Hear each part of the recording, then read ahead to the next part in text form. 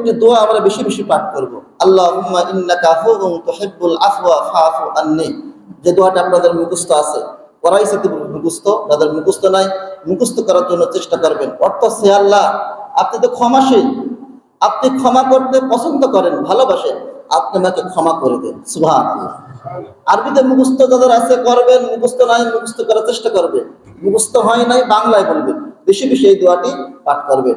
সুনানে তিরমিজি শরীফের হাদিস, ইবনে মাজাহ শরীফের হাদিস, তিরমিজি শরীফের 3513 নম্বর হাদিস, আয়েশা সিদ্দিকা রাদিয়াল্লাহু তাআলা আনহা থেকে বর্ণিত। তিনি বলেন, রাসূল সাল্লাল্লাহু আলাইহি সাল্লামকে জিজ্ঞাসা করলাম, ইয়া রাসূলুল্লাহ, লাইলাতুল কদর তো তালাশ করব, তালাশ করতে যে আমরা কোন দোয়া করব বেশি বেশি? তখন রাসূল সাল্লাল্লাহু আলাইহি সাল্লাম এই দোয়াটি শিখাইছেন যে এই দোয়াটি তোমরা বেশি বেশি পাঠ করবা।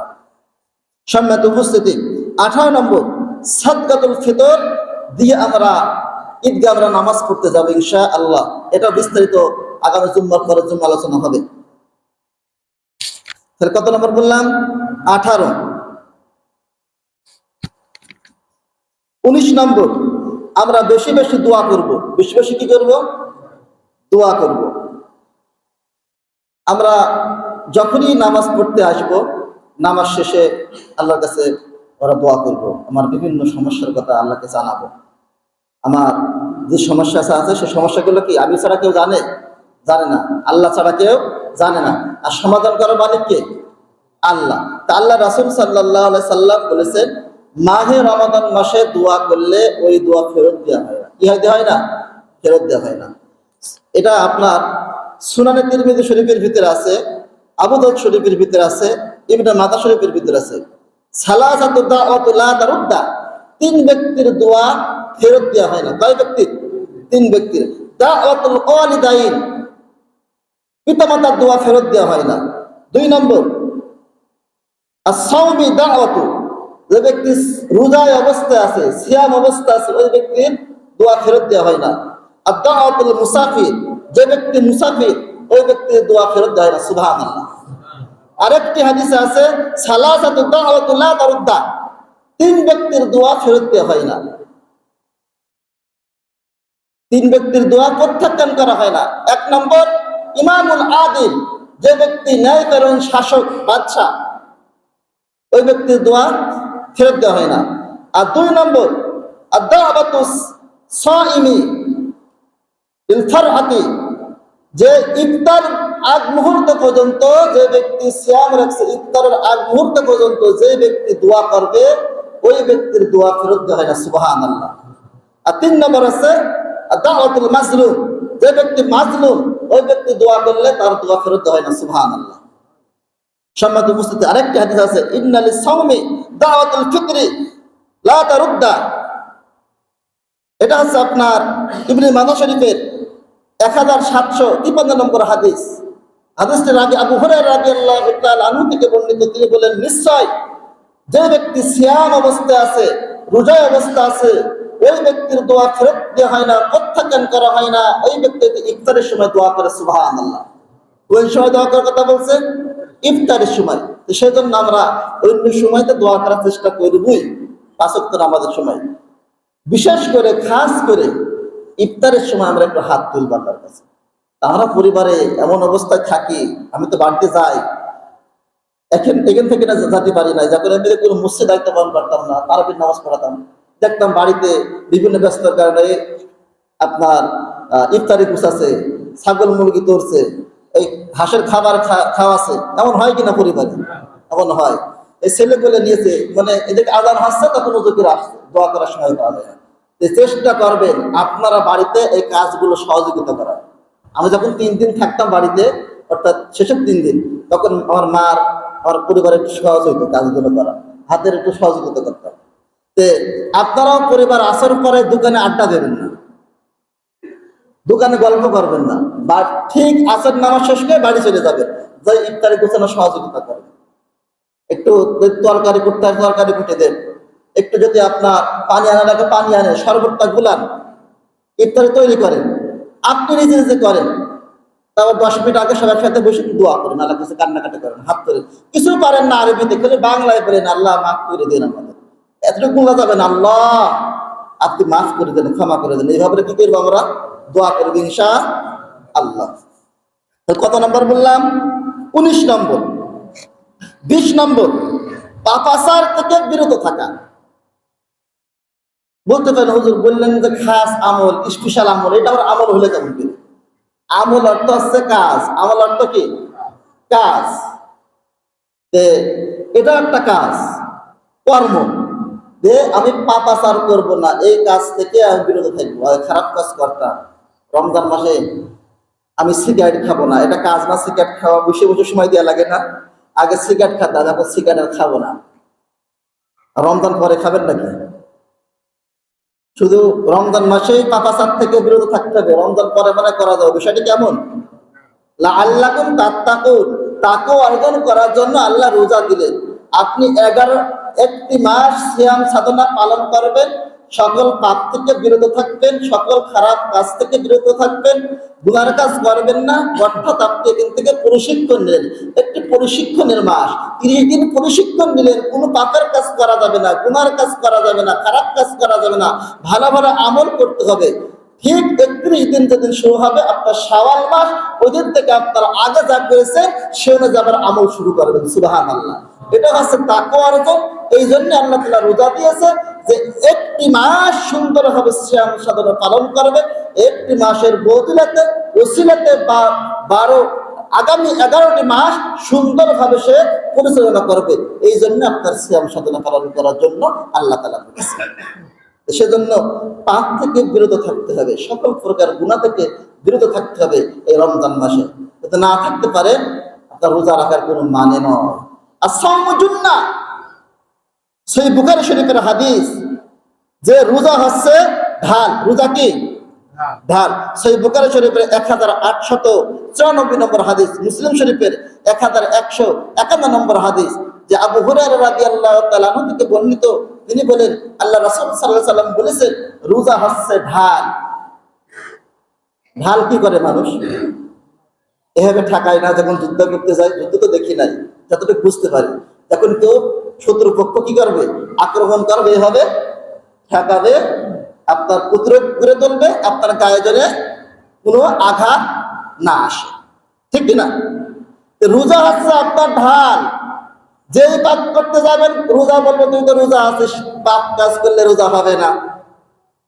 যেই গুনার কাজ করতে যাবেন, খারাপ কাজ করতে যাবেন, রোজা বলবে তুই তো রোজা আছিস, সিয়াম পালন করছিস, তুই কি হবে গুনার কাজ করবি?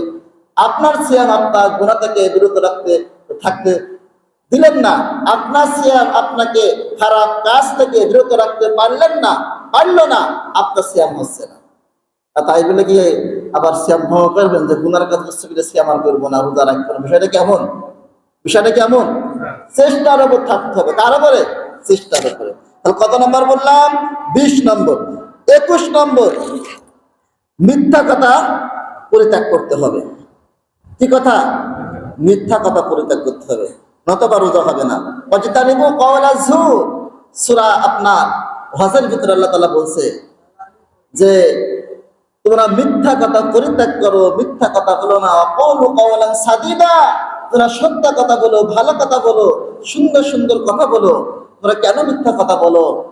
দেখেন, যদি মিথ্যা কথা বলি আমার রোজা হবে না। এটা আপনার সহিহ বুখারী শরীফের হাদিস, 1903 নম্বর হাদিস। হাদিসটা আছে যে আল্লাহ রাসূল সাল্লাল্লাহু আলাইহি ওয়াসাল্লাম বলেছেন তোমরা মিথ্যা যদি পরিত্যাগ না করতে পারো, মিথ্যা কথা বলা যদি পরিত্যাগ না করতে পারো, তাহলে তোমাদের পানি পান করা আর খাবার ভক্ষণ করা পরিত্যাগ করার দরকার নয়। তোরা পানি পান করা আর দিনের বেলায় খাবার আহার করা এটা বাদ দেওয়ার দরকার নয়। তার মানে কি বোঝা হয়েছে? শুধু তুমি খাবার খাও নাই, পানি পান করো নাই, আর মিথ্যা তোমার অনর্গার বলতেই আছো, তোমার এটা দরকার নাই। যখন তুমি মিথ্যা বলছো তখন খাবারও তুমি খাও, এটাই তো বোঝাচ্ছে, তাই না? সম্মানিত উপস্থিতি, মিথ্যা কথা বলা যাবে না, বললে রোজা হবে? হবে না। 22 নম্বর, ঝগড়া করা যাবে না। কথায় কথায় ঝগড়া বেড়ে যায়, হতে পারে আপনার স্ত্রীর সাথে, হতে পারে আপনার মার সাথে, হতে পারে ছেলের সাথে, হতে পারে আপনার যে কোনো পাড়া প্রতিবেশীর সাথে।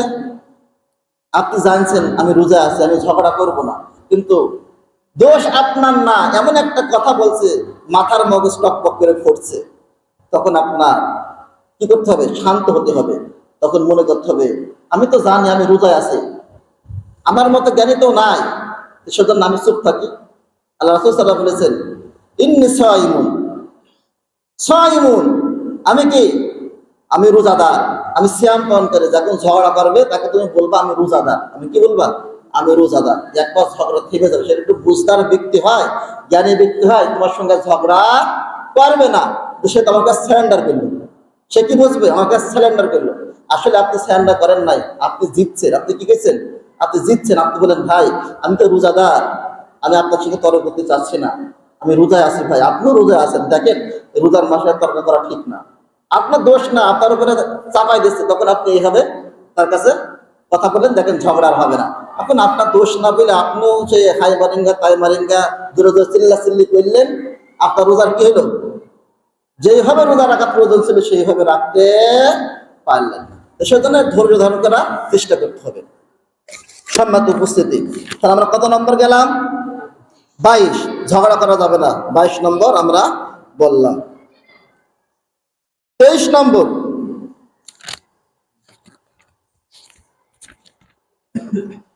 23 নম্বর আমরা যে আমলটি করব সেটা হচ্ছে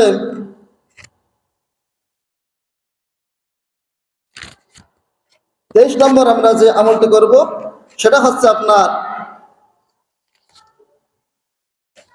হালাল খাবার খাবো। কি খাবো? হালাল খাবার খাবো। হালাল খাবার যদি না খেতে পারি, আপনার ইফতারি হচ্ছে না, সাহরিও হচ্ছে না। তার কারণ লা ইয়াদখুলুল জান্নাতা জাসাদুন গুজিয়া বিল হারাম।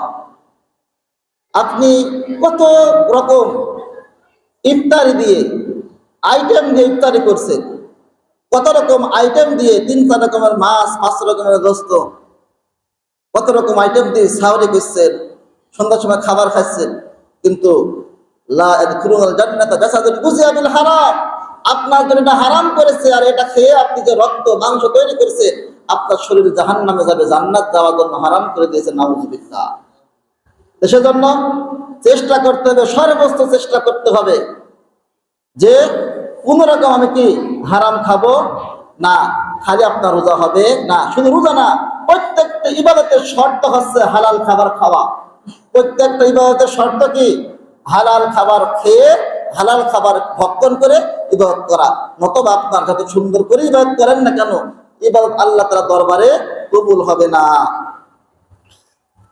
23 নম্বর হালাল খাবার খাওয়া। 24 নম্বর গীবত না করা। রোজায় থেকে আমাদের গীবত হয়ে যায়, একদম উচ্চ লেভেল থেকে নিচ পর্যন্ত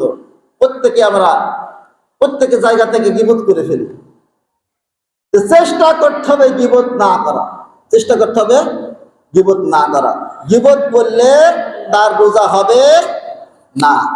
দেখেন হাদিস শরীফের ভিতরে আছে, আল্লাহ রাসূল সাল্লাল্লাহু আলাইহি সাল্লাম, এটা মুসনাদ আহমদ শরীফের হাদিস। হাদিসটা একটু দুর্বল, জাল না, জয়ীফ না, একটু দুর্বল হাদিস। আমল করা জায়েজ, শিক্ষার জন্য গ্রহণ করা জায়েজ।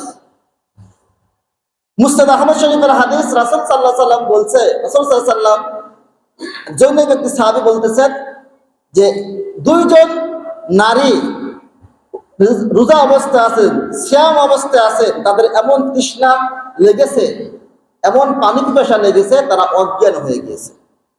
রাসূল সাল্লাল্লাহু আলাইহি সাল্লামের কাছে খবর গেলেন যে 2 জন মহিলা নারী তারা অজ্ঞান হয়ে গেছে তৃষ্ণার কারণে।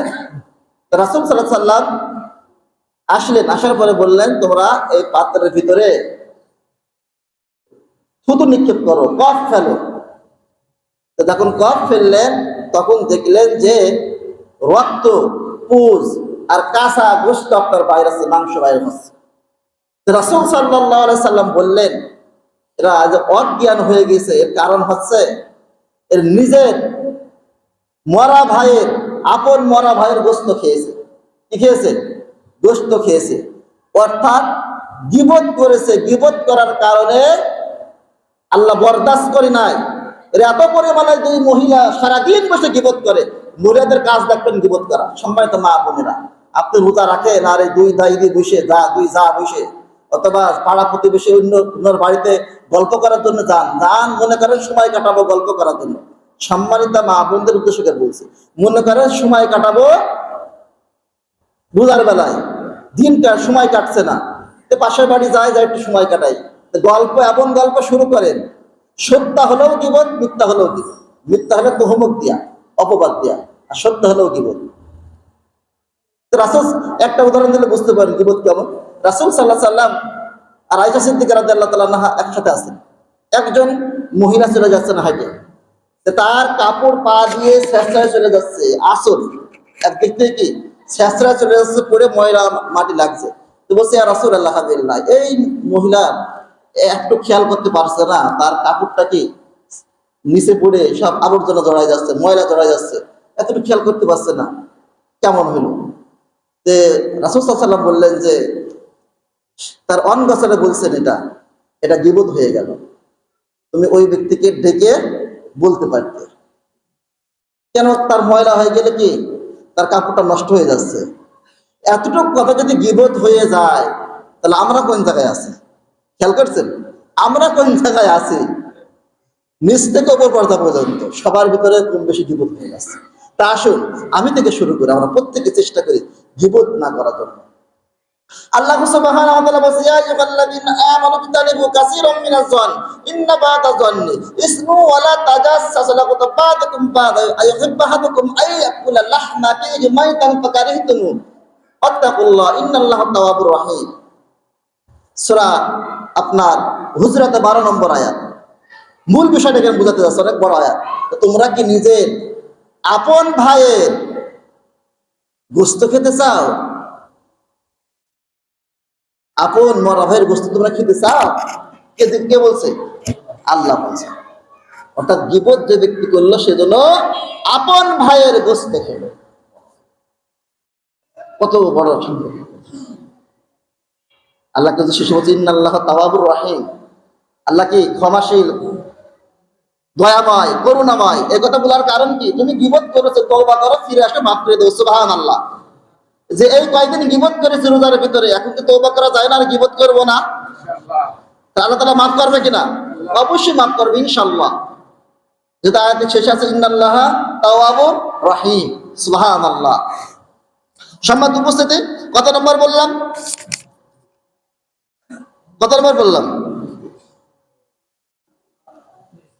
24 নম্বর বললাম। 24 নম্বর। এটা আমরা 25 নম্বর শুনবো। ইফতার করানো রোজাদারকে। আপনি অনেক ধন সম্পদ আপনার আছে, লক্ষ কোটি কোটি টাকার মালিক, আপনার ইচ্ছা করলে আপনি ইফতার করাতে পারেন, করাচ্ছেন না বিভিন্ন কারণবশত, ইচ্ছা করলে পারেন। দেখেন আপনার রোজা কবুল হচ্ছে কি সেটা কোনো গ্যারান্টি নাই। গ্যারান্টি আছে? আমার রোজা যে কবুল হচ্ছে কোনো গ্যারান্টি আছে? গ্যারান্টি নাই। কিন্তু আপনি যদি একজন রোজাদার ব্যক্তিকে ইফতারি করান, তাহলে ওই ব্যক্তির রোজার সওয়াব আপনার আমল নামায় লেখা হবে। সুবহানাল্লাহ। কিন্তু যে ব্যক্তি ইফতার করাইছেন ওই ব্যক্তির আমল নামা থেকে যে ব্যক্তি রোজায় ছিলেন ওই ব্যক্তির আমল নামা থেকে বিন্দু পরিমাণ সওয়াব মাইনাস করা হবে না, কাটা হবে না। সুবহানাল্লাহ। একজন সাহাবী বললেন, ইয়া রাসূলুল্লাহ, হাবিবাল্লাহ, আমাদের সম্ভব নয়, আমাদের সেইভাবে আর্থিক ক্ষমতা নাই, আমি কিভাবে করাবো? এক গ্লাস পানি দিয়ে করাও, একটা খেজুর দিয়ে করাও, একটা খেজুর দিয়ে না পারলেও এক গ্লাস পানি দিয়ে ইফতারি করাও, তুমি সব নেওয়ার জন্য। হুজুর, আমার তো মসজিদে ইফতার দেওয়া সম্ভব না, আর সেই পরিবেশ মসজিদ এখন নাই, মসজিদ দেওয়ার কথাও বলছি না। আপনি ইচ্ছা করলে একজন গরিব দুঃখী মানুষের বাড়িতে 1000 টাকা দিতে পারেন, আপনার ইফতারি করার জন্য দিলাম। আপনি তাও পারছেন না, আপনি 2 কেজি ছোলা কিনে দেন, 1 কেজি দেন, 1 কেজি ছোলা কিনে তাকে দেন, তুমি এটা রান্না করে ইফতারি করো। 1/2 কেজি আপনি খেজুর কিনে দেন, জানেন ওই ব্যক্তি বিধবা, তার কোনো ইনকাম সোর্স নাই, আপনি 1/2 কেজি খেজুর কিনে দিয়ে আসেন, আপনার খেজুর দিয়ে প্রথম ইফতারি করবে, আপনার আমল নামায় সওয়াব হবে। সুবহানাল্লাহ। কত সুন্দর শরীয়ত! আপনি তাও পারেন না, আপনি যতটুকু ইফতারি করেন তার 1 চুল পরিমাণ সন্ধ্যার সময় তাকে প্লেটে দিয়ে আসেন, ভাই ইফতারি করেন। আপনি 1 প্যাকেট মুড়ি কিনে দেন, আপনি তাও পারছেন না, সব থেকে কম দাম যেটা যে বাজারে, সেটা আপনি একদিনের জন্য তাকে কিনে দিয়ে আসেন, ভাই আপনি ইফতারি করেন। তার মনটা খুশি হয়ে যাবে যে আমি যে আর্থিক অবস্থা আমার ভালো না, আমার ইনকাম সোর্স নাই, ভাই জানে, সে গোপনে আমাকে এটা দিয়ে গেল, তার দোয়া করা লাগবে না, অন্তর থেকে দোয়া হয়ে গিয়েছে। অন্তর থেকে দোয়া না হলেও দেখছে কে? আল্লাহ। সব লেখবে কে? ফেরেশতা। নিয়ত করেছেন এখন, সাথে সাথে ফেরেশতা সব লিখে দিচ্ছে, সুবহানাল্লাহ। আপনার এখন যদি নিয়ত করেন এখন সব লিখবে, সুবহানাল্লাহ। তাহলে আমল করা যায় না? আমল করার চেষ্টা করেন। সম্মানিত উপস্থিতি, আর 25 নম্বর বললাম আমরা ইফতারি করাবো। 26 নম্বর, আমরা বেশি বেশি কোরআন তেলাওয়াত করব। কি করব? বেশি বেশি কোরআন তেলাওয়াত করব। কোরআন নাজিলের মাসে আমরা কোরআন তেলাওয়াতের গুরুত্ব দেব। আমরা পুরো বছর কোরআন তেলাওয়াত করতে পারি না, সময় পাই না। এর আগেও বলেছিলাম, শরীয়ত এত খুব সুন্দর ব্যবস্থা করেছে। মসজিদে আসুন, কোরআন শুনুন, আপনি কোরআন তেলাওয়াতের সওয়াব পেয়ে যাচ্ছেন, সুবহানাল্লাহ। দেখেন, আপনি ইচ্ছা করলে আপনি এই মাসে একটি খতম দিতে পারতেন। গত জুম্মায় এটা বলা খুব গুরুত্বপূর্ণ ছিল, কিন্তু সময়ের কারণে বলতে পারি নাই, আজকে বলতে হচ্ছে। দেখেন, আপনি ইচ্ছা করলে মসজিদে এসে আপনি এক খতম কোরআন পড়তে পারেন। হুজুর কি হবে, অবাক হয়ে যেতে পারে, আমার তো এত সময় নাই। আপনি মসজিদে আজান দিলে বাড়ি থেকে বাইরে হয়েছেন মসজিদে আসার জন্য, আসে দেখছেন 10 মিনিট টাইম আছে, সুন্নত পড়তে লাগছে 7 মিনিট, আর আছে 3 মিনিট। কয় মিনিট? 3 মিনিট। নিয়ত আছে কোরআন পড়া, আর কাছে আছে মোবাইল, অ্যাপস ব্যবহার করে কোরআন তেলাওয়াত করে। কাছে মোবাইল না, এখানেও কোরআন আছে, কোরআন খুলে পড়েন। হুজুর কোন অ্যাপস পড়বো? আসেন অ্যাপস আমি ইনস্টল করে দিই, আমি আপনাকে বলে দিই, তাফসীর পড়ুন। আপনি সাহরের পরে ঘুমাইছেন, বাড়িতে নামাজ পড়ে ঘুমাই পড়ছেন, কিন্তু আল্লাহ রাসূল সাল্লাল্লাহু আলাইহি ওয়াসাল্লাম কি করতেন? অধিকাংশ দিন আপনার 40 থেকে 50টা আয়াত তেলাওয়াত করতেন, তারপরে ফজরের নামাজ আদায় করতেন, তারপরে আজান হইতেন। আপনি ইচ্ছা করলে পারেন এই রমজান মাসে 5 ওয়াক্ত প্রতি ওয়াক্ত যদি 10 মিনিট তেলাওয়াত, কয় মিনিট? 10 মিনিট তেলাওয়াত করতে পারেন, তাহলে কয় মিনিট হয়? 50 মিনিট। কয় মিনিট? 50 মিনিট। তারা হাফেজ, তাদের তেলাওয়াত করতে লাগে হচ্ছে আপনার 40, 30, 20। অর্থাৎ আপনার যদি নামাজের মধ্যে পড়া যায় 40 মিনিট, একটু আপনার হাদর পড়লে 30 মিনিট, দূরত্ব পড়লে 20 মিনিট, আর তার চেয়েও বেশি পড়লে বোঝা যাবে না। তা আপনি তো হাফেজ না, আপনার 50 মিনিট ধরলাম, এক পারা পড়তে কয় মিনিট? 50 মিনিট। তাহলে আপনার 50 মিনিট একদিন এক পারা পড়তে পারেন। শুধু আপনার কি লাগবে? ইচ্ছা লাগবে, পরিকল্পনা লাগবে। গত জুম্মার আগের জুম্মায় পরিকল্পনা নেওয়ার জন্য বলেছিলাম, যারা পরিকল্পনা অনুযায়ী এই রোজাটা আপনারা পার করতে পারছেন, তারাই সফল কাম, সাকসেসফুল। যারা পরিকল্পনা করতে পারেন নাই, তারা ব্যর্থ। এখনো সময় আছে, আসুন পরিকল্পনা করি আর নিয়ত করি। আজ থেকে, আজকে তো 9 রোজা, এখনো 21টি রোজা হতে পারে, ইনশাল্লাহ 21 দিন 21 পারা পড়বো, এমন নিয়ত করা যায় না? ইচ্ছা করলেই সম্ভব। আমি তো আরবি পড়তে পারি না হুজুর, আপনি বাংলা পড়েন, বাংলা থেকে পড়া যায়। অনেকে ফতোয়া দেবে বাংলা পড়া জায়েজ নয়। হ্যাঁ, বাংলা পড়লে ভুল হয়। এখন পারেন না, এখন কি করবেন? চেষ্টা করেন শেখার জন্য, দেখে দেখে বাংলা পড়েন। তারপর কোরআন নাজিলের মাসে কোরআনের গুরুত্ব দেন। দেখেন, আপনার সম্মান, আপনার মর্যাদা আল্লাহ তাআলা বৃদ্ধি করে দেবে, সুবহানাল্লাহ। এই মাসের এত সম্মান মর্যাদা হওয়ার কারণ কি? এই মাসের এত সম্মান, এত গুরুত্ব, এত তাৎপর্য, এত ফজিলত, এত মহত্ব হওয়ার কারণ কি? কোরআন নাজিল হয়েছে সেই জন্য। আপনি কোরআন নাজিলের মাসে কোরআন তেলাওয়াত করেন, কোরআন পাঠ করেন, কোরআন অনুযায়ী আমল করেন, আল্লাহ তাআলা আপনার সম্মান, আপনার মর্যাদা বৃদ্ধি করে দেবে, সুবহানাল্লাহ। সম্মানিত উপস্থিতি হাজিরিন, কত নম্বর বললাম? 26। 27 নম্বর, একটা আমল আছে আমরা যা করি না, শুধু হাফেজরা করে মাদ্রাসায় থাকি, সেটা হচ্ছে কোরআন শোনাশুনি। কোরআন শোনাশুনি, আপনি তেলাওয়াত করবেন আর একজন শুনবে। আপনি পারেন, তারপর শুনাইছেন, এটা এটা আপনার আমল, সুন্নাত আমল। রাসূল সাল্লাল্লাহু আলাইহি ওয়াসাল্লাম রমজান মাসে এত পরিমাণ কোরআন শোনাশুনি করতেন, তা অন্য কোনো মাসে শোনাশুনি করতেন না। এমনকি হাদিস শরীফের ভিতরে আছে, জিবরিল আলাইহিস সালামকে কোরআন শোনাতেন রাসূল সাল্লাল্লাহু আলাইহি ওয়াসাল্লাম, সুবহানাল্লাহ। কুন্না নাসমাউল কুরআন ইনদাল্লাহি ফি রমাদান মিন জিবরিল আলাইহিস সালাম। রমজান মাসে রাসূল কারীম সাল্লাল্লাহু আলাইহি সাল্লাম জিবরিল আলাইহিস সালামকে কোরআন শোনাতেন। সহিহ বুখারী শরীফের হাদিস 1953 নম্বর হাদিস। সেজন্য আমরা কি করব? আমরাও কোরআন শোনাশুনি করব ইনশাআল্লাহ। 27 নম্বর। 28 নম্বর,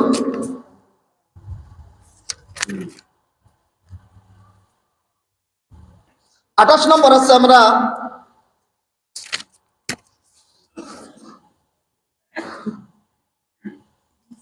কত নম্বর বললাম? 27 নম্বর, 27, তখন 28 নম্বর বলবো, তাই তো? আমার সিরিয়াল মিস্টেক, গত সব জুম্মায় গুরুত্বপূর্ণ আগে বলেছিলাম। জি জি, আমরা মানুষকে মাফ করে দেব এবং আল্লাহর কাছে বেশি বেশি মাফ চাবো। কি করব? মাফ করে দেব। আমরা সব সময় আপনার ভাই আপনার কাছে ভুল করেছে এটা মনে রাখবো না। আপনি যদি মানুষকে মাফ না করতে পারেন, আল্লাহ তাআলা আপনাকেও মাফ করবে না। লা রাহমাতুল্লাহু মান লা রাহমুন নাস, যে মানুষের উপর রহম করতে পারে না, দয়া করতে পারে না, করুণা করতে পারে না, আল্লাহ সুবহানাহু ওয়া তাআলা তার প্রতি দয়া করে না, করুণা করে না, ভালোবাসে না, মহব্বত করে না। তো সেজন্য আমরা কি করব?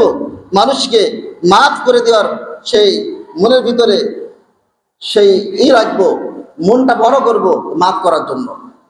আর আল্লাহর কাছে বেশি বেশি মাফ চাবো।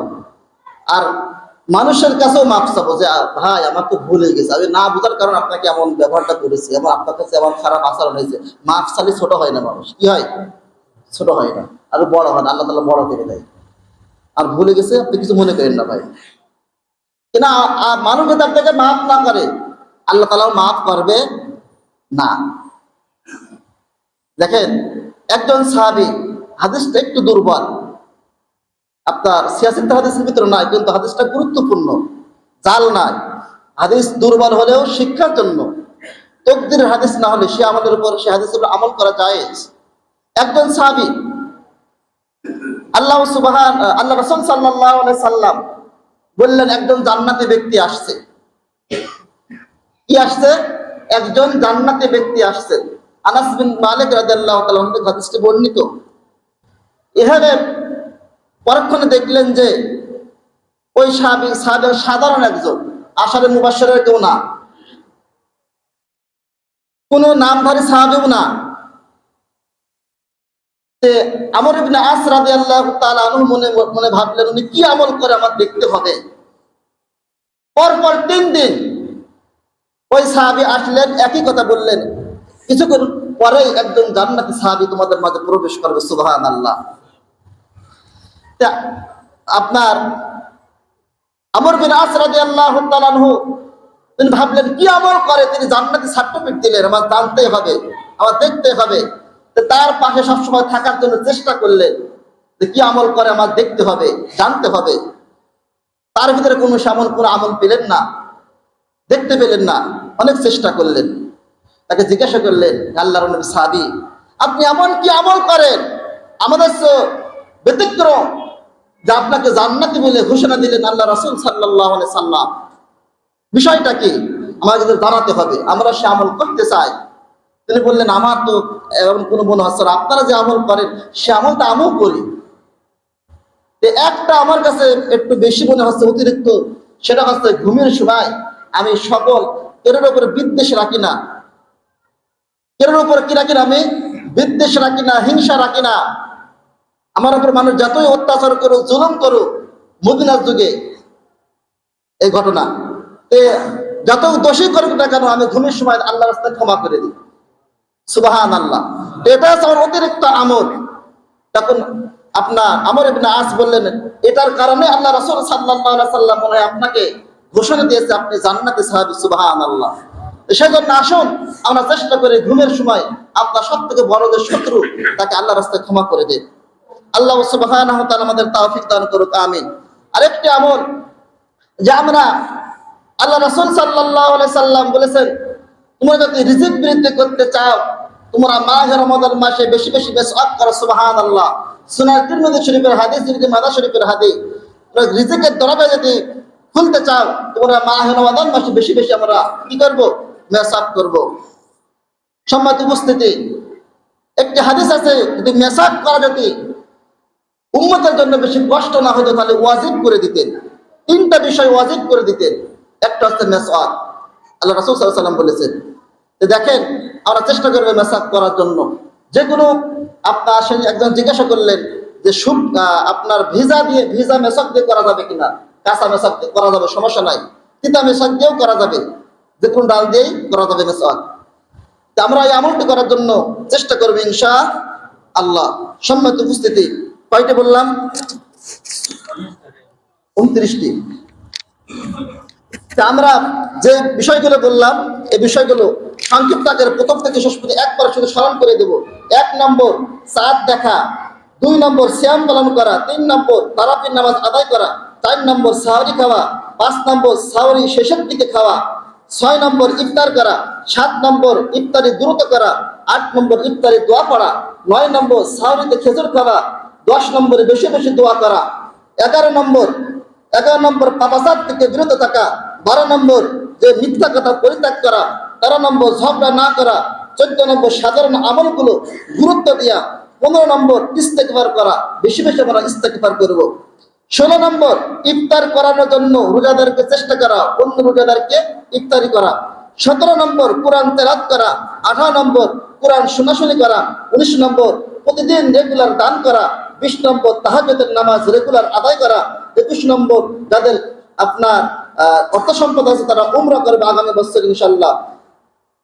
22 নম্বর মিসওয়াক করা, 23 নম্বর ইতিকাফে বসা, 24 নম্বর শেষ দশক ইবাদতে গুরুত্ব দিয়া, 25 নম্বর লাইলাতুল কদর তালাশ করা, 26 নম্বর আপনার লাইলাতুল কদরের জন্য আপনার আল্লাহুম্মা ইন্নাকা আফুউন তুহিব্বুল আফওয়া ফাফু আন্নি এই দোয়াটি পাঠ করা, 27 নম্বর সাদাকাতুল ফিতর দিয়ে এলো ঈদের নামাজ আদায় করতে যাওয়া, 28 নম্বর গীবত না করা, 29 নম্বর হালাল খাবার খেয়ে সাহরি করা, ইফতারি করা, আর 30 নম্বর মানুষকে মাফ করে দিয়া মানুষের কাছে মাফ চাওয়া।